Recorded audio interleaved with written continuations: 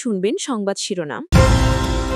মনোনয়ন প্রত্যাশীদের সঙ্গে তারেক রহমানের দফায় দফায় এনসিপির প্রতীক বরাদ্দ ইস্যুতে অনড় ইসি, শাপলার পরিবর্তে স্ববিবেচনায় বর্তমান সরকারের মেয়াদী হত্যাকাণ্ডের রায় দেখতে চায় জনগণ, নিউ ইয়র্কে জামায়াত আমির। সিটি ইউনিভার্সিটিতে ভাঙচুরের ঘটনায় ড্যাফোডিল বিশ্ববিদ্যালয়ের দুঃখ প্রকাশ, আহতদের চিকিৎসা ও জড়িতদের বিরুদ্ধে ব্যবস্থা গ্রহণের আশ্বাস। আসসালামু আলাইকুম। এতক্ষণ শুনছিলেন সংবাদ শিরোনাম, এখন শুনবেন বিস্তারিত। দফায় দফায় মনোনয়ন প্রত্যাশীদের সাথে বৈঠক করছে বিএনপি।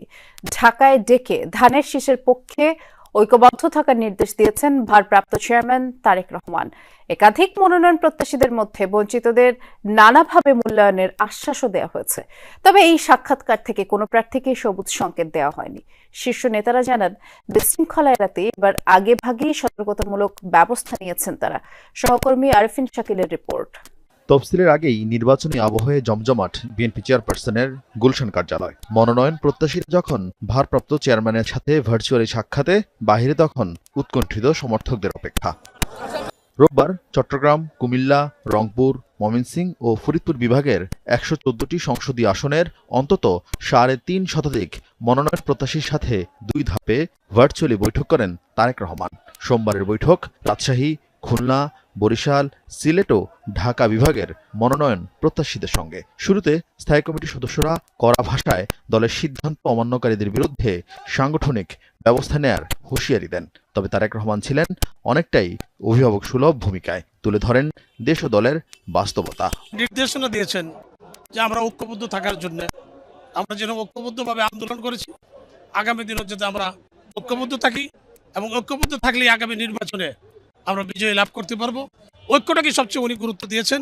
আমরা যারা প্রার্থী আছি সবাইকে বলেছেন যে আমরা একজনকে দিব, যাকে দেওয়া হয় তাকে যেন সবাই মেনে নিয়ে তার পক্ষে কাজ করেন। সবাই মিলে একসাথে নির্বাচনটা করবে, এটাই আলোচনার মূল সারমর্ম।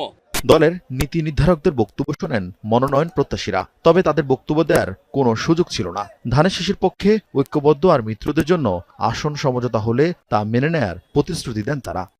ভোট কক্ষ ২,৪৪,৬৪৯টি, অস্থায়ী কক্ষ প্রায় ১২,০০০। একটি কক্ষে ভোট দেবেন গড়ে প্রায় ৩,০০০ জন। চলতি সপ্তাহে রাজনৈতিক দল ও পর্যবেক্ষক নিবন্ধনের চূড়ান্ত তালিকা প্রকাশ করা হবে। উপদেষ্টা পরিষদে আরপিও অনুমোদন হওয়ায় জোটবদ্ধ নির্বাচনে দলীয় প্রতীক ব্যবহার করা হবে কিনা সেই সিদ্ধান্ত নেবে নির্বাচন কমিশন। নির্বাচন কমিশন মনে করেছে এটা রাখার দরকার নাই সেটা, এবং তফসিল সে করেনি। এটার ব্যাপারে যদি আইনি ব্যাখ্যাটা, তাহলে আইনজ্ঞকে জিজ্ঞেস করতে হবে। নির্বাচন কমিশন যেটা বলেছে যে তারা স্ববিবেচনায় নিজের একটা প্রতীক বরাদ্দ করে দিবে, সেটাই হচ্ছে এখনকার পর্যন্ত অবস্থান। জোট করলেও দলের নিজ নিজ প্রতীক ব্যবহারের রীতির পক্ষে বিপক্ষে মত বিশ্লেষকদের। কেউ কেউ বলছেন প্রত্যেক দলের আলাদা আদর্শ প্রতিশ্রুতি থাকে, সবাই এক প্রতীক ব্যবহার করা ভোটারদের সাথে প্রতারণা। কারো কারো মতে এটি দলের পছন্দের বিষয়। জোটের প্রতীক নির্ধারণ ক্ষমতা রাজনৈতিক দলের থাকা উচিত, তবে এর পেছনে থাকে শরিক এমপিদের উপর বড় দলের নিয়ন্ত্রণ ধরে রাখার কৌশল। দেশে নিবন্ধিত রাজনৈতিক দল এখন অর্ধশত। রাজপথে প্রত্যেকের আলাদা আলাদা মঞ্চ থাকলেও ভোটের মাঠে তাদের বিভক্তি কমে যায়। ২ থেকে ৩টি জোটবদ্ধ হয়ে নির্বাচন করেন বেশিরভাগ দল। এবারও সেই সম্ভাবনা প্রবল। নির্বাচন কমিশন বলছে জোটের স্বাধীনতা সবার, কিন্তু ভোটারদের কাছে প্রার্থীর পরিচয় হতে হবে নিজ দলের প্রতীকে।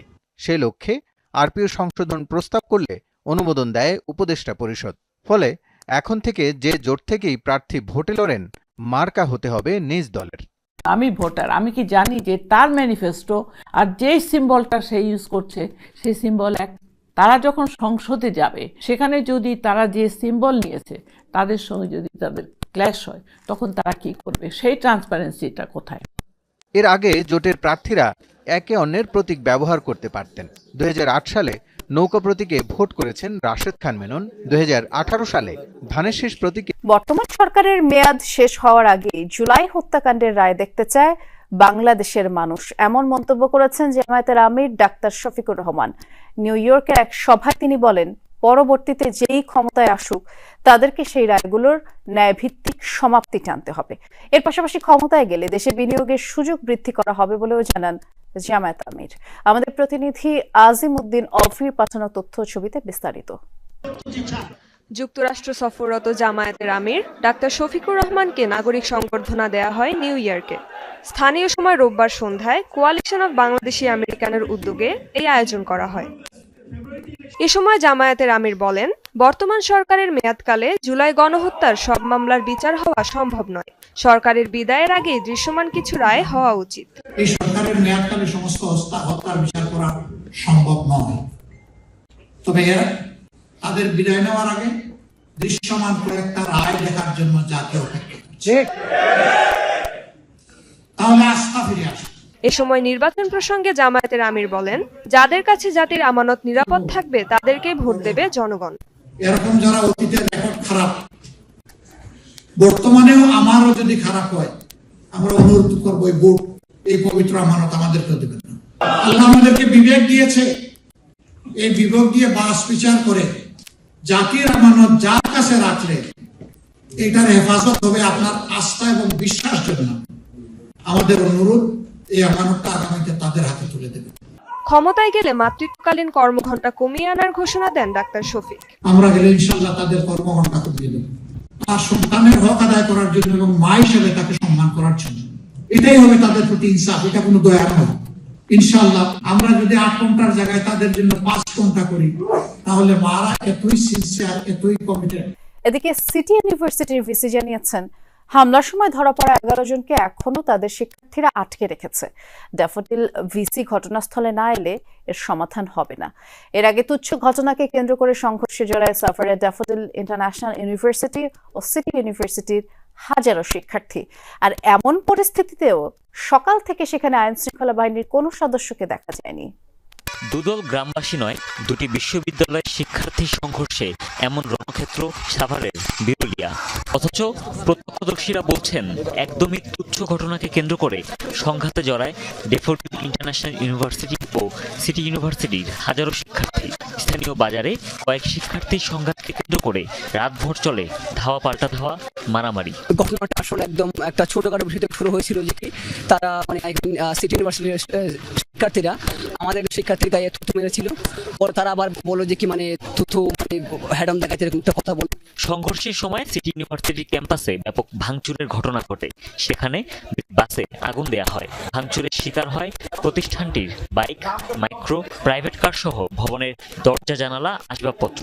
এইভাবে ভাঙচুর প্লাস লুটতরাজ, আপনি ভিতরে গেলে বুঝতে পারবেন যে আমাদের অ্যাকাউন্টে কোনো প্রকার টাকা পয়সা কিছু না। আমাদের 5টা গাড়ি ছিল, সেগুলো ভেঙে দিয়েছে। তো ওরা যতবারই আক্রমণ করছে, প্রত্যেকবার আমাদের ভিতরে ঢুকছে। অতর্কিতভাবে হামলা করলো আমাদের নারী শিক্ষার্থীদের যে হল আছে, ওরা প্রথমে মূল ফটকের দিকে যায়, তারপরে আবার আমাদের নারী শিক্ষার্থীদের যে গেটটা আছে, ওরা ওখানে হামলা করে। এই ঘটনায় আহত হয় 2 শতাধিক